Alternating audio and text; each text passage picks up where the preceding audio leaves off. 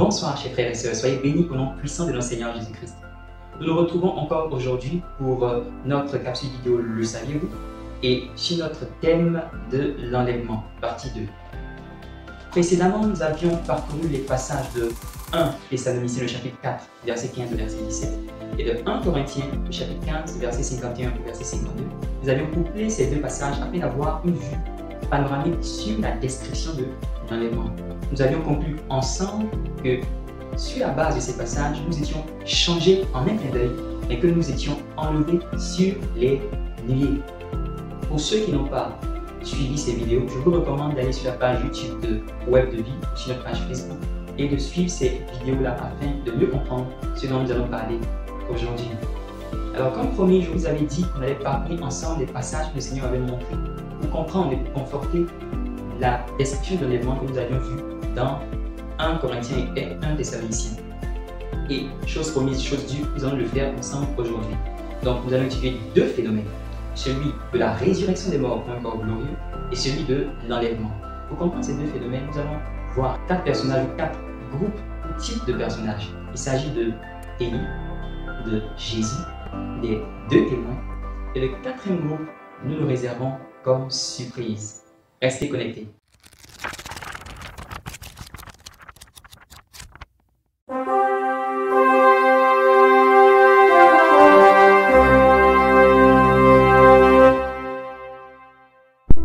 Alors nous allons commencer par l'enlèvement.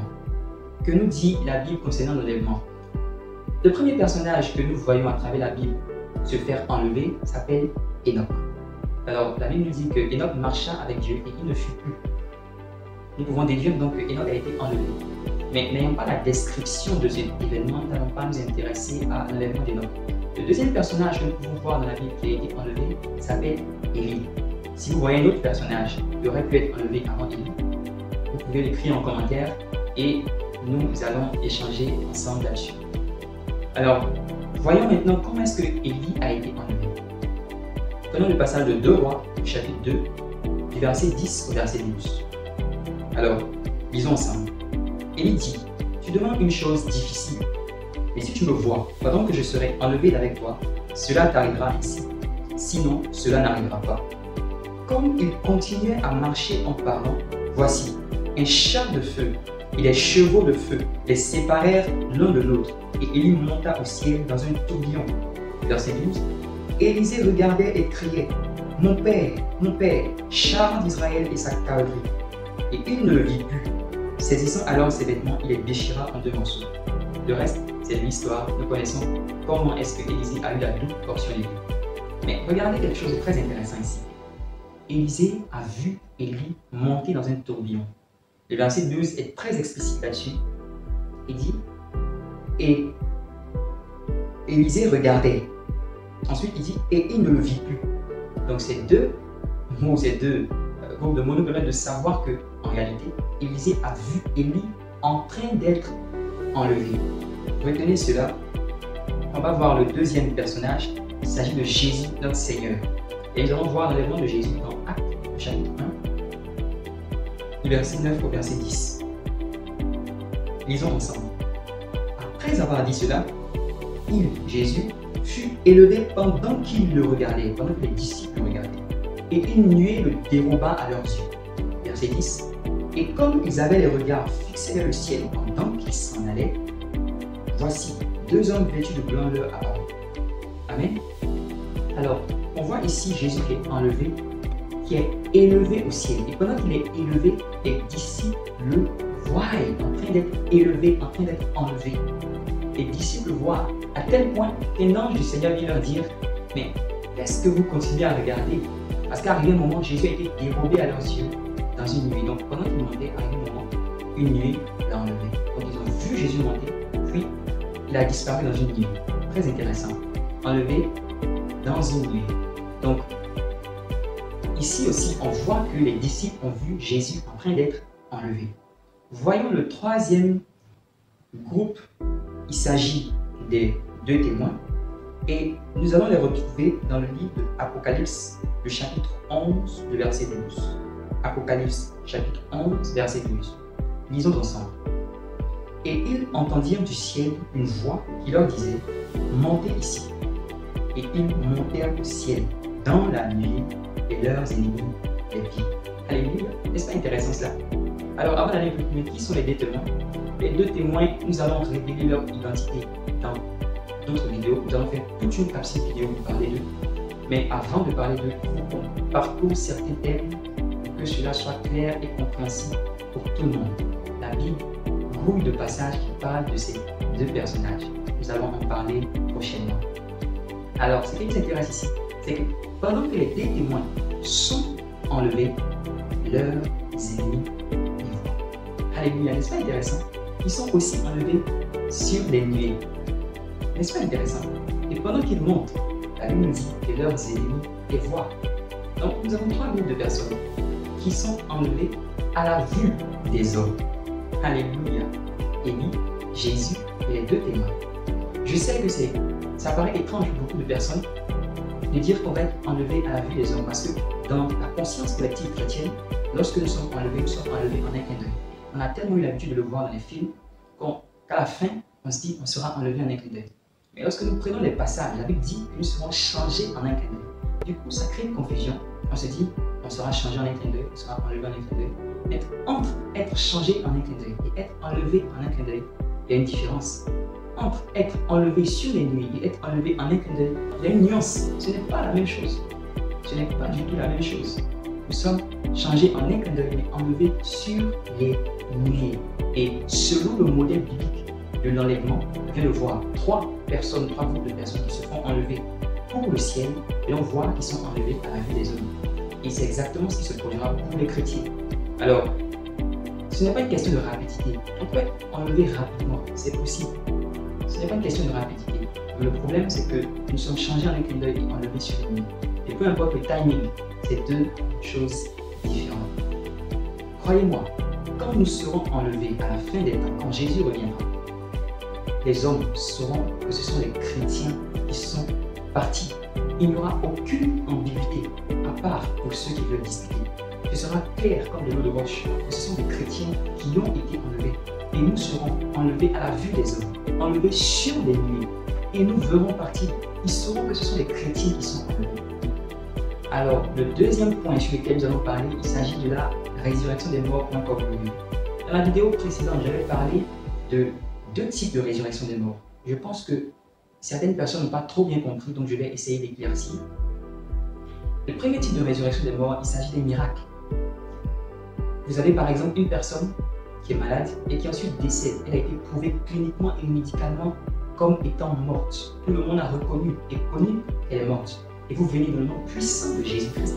Priez pour cette personne revient à la vie. C'est le cas de Lazare. La personne revient à la vie et continue de vivre sur la terre. Ça, c'est le premier type de résurrection des morts. C'est un miracle. Mais il existe un deuxième type de résurrection des morts. Cette résurrection des morts, c'est aussi un miracle. C'est une résurrection des morts pour un corps glorieux et pour aller au ciel. Ce n'est pas une résurrection pour rester sur la terre, non. Vous recevez un corps glorieux après cette résurrection. C'est le cas de Jésus-Christ qui est ressuscité après un corps glorieux, qui est monté vers le Père. Et c'est ce qui va se produire aussi à la fin des temps pour les chrétiens. Donc, voyons les passages bibliques qui en parlent. Et nous allons découvrir la surprise dont nous avons parlé. Il s'agit des saints de l'Ancien Testament qui sont morts. Alors, voyons comment les saints de l'Ancien Testament qui sont morts sont ressuscités. Prenons ensemble le livre de Matthieu, le chapitre 27, verset 51 au verset 52. Lisons ensemble. Et voici, le voile du temple se déchira en deux, depuis le haut jusqu'en bas. La terre trembla, les rochers se fendirent, les sépulcres s'ouvrirent, et plusieurs corps des saints qui étaient morts ressuscitèrent. Alléluia. Voyez-vous, les saints qui étaient morts, plusieurs des saints de l'Ancien Testament qui étaient morts, sont ressuscités à l'occasion de la mort et de la résurrection de Jésus-Christ. Et qu'est-ce qui s'est passé? La Bible dit que la terre a tremblé. Très important, marquez cela quelque part. La puissance de la mort de Jésus-Christ, la puissance de la résurrection de Jésus-Christ a provoqué un tremblement de terre qui a occasionné la résurrection des morts de l'Ancien Testament. Voyons maintenant le deuxième passage concernant la résurrection des morts pour un corps glorieux. Il s'agit de Matthieu, le chapitre 28, le verset 2. Et là, nous verrons le modèle de Jésus-Christ lui-même. Lisons ensemble Matthieu, le chapitre 28, le verset 2. Et voici, il y eut un tremblement de terre, car un ange du Seigneur descendu du ciel vint rouler la pierre et s'assit dessus. Alléluia. Il s'agit ici de la description de la résurrection des morts de Jésus-Christ. Croyez-moi, c'est la résurrection des morts de Christ qui a occasionné le tremblement de terre. Parce que Christ sortait du séjour des morts, parce que Christ revenait à la vie. Donc, nous voyons que quand Christ ressuscite, quand Christ revient à la vie, un ange descend du ciel est venu ouvrir le tombeau, la terre tremble. La terre tremble. Voyons maintenant un troisième exemple. Nous le trouvons dans le livre Apocalypse, encore Apocalypse, dans le chapitre 11, du verset 11 au verset 13. Il s'agit encore des deux témoins. Alors, nous avions vu tout à l'heure qu'ils avaient été enlevés, mais avant d'être enlevés, ils avaient été tués. Ils avaient été tués et ils sont revenus à la vie. Après les 3 jours et demi, un esprit de vie venant de Dieu entra en eux et ils se tinrent sur leurs pieds. Et une grande crainte s'empara de ceux qui les voyaient. Et ils entendirent du ciel une voix qui leur disait « Montez ici ». Et ils montèrent au ciel dans la nuée et leurs ennemis les virent. Verset 13. À cette heure-là, il y eut un grand tremblement de terre et la 10e partie de la ville tomba. 7000 hommes furent tués dans ce tremblement de terre et les autres furent effrayés et donnèrent gloire au Dieu du ciel. Amen. Alléluia. On voit ici la résurrection des morts des deux témoins et leur enlèvement au ciel. Et la Bible dit qu'à cette heure-là, il y a eu un grand tremblement de terre. Quand vous prenez la version anglaise, ESV, elle dit « at that moment », c'est-à-dire à ce moment-là. Donc, on voit ici que la résurrection des morts des deux témoins, la circonstance de la résurrection des morts des deux témoins a occasionné un tremblement de terre. Alléluia. Donc, on voit qu'à chaque fois, d'une manière ou d'une autre, il y a la résurrection des morts pour un corps glorieux, résurrection des morts pour aller au ciel, il y a tremblement de terre. Alléluia. À chaque fois, il y a tremblement de terre.